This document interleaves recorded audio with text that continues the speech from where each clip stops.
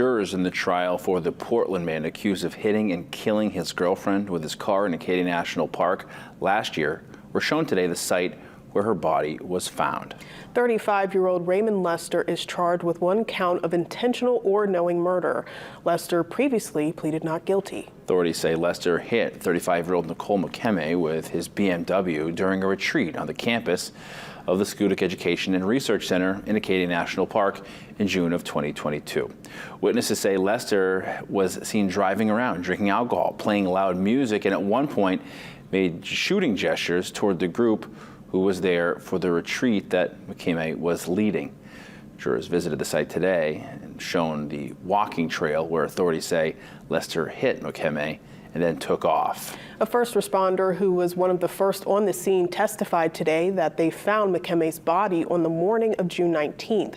He told jurors McKemmey was, quote, cold to the touch. He also testified tire tracks could be seen leaving the walking trail where driving is prohibited.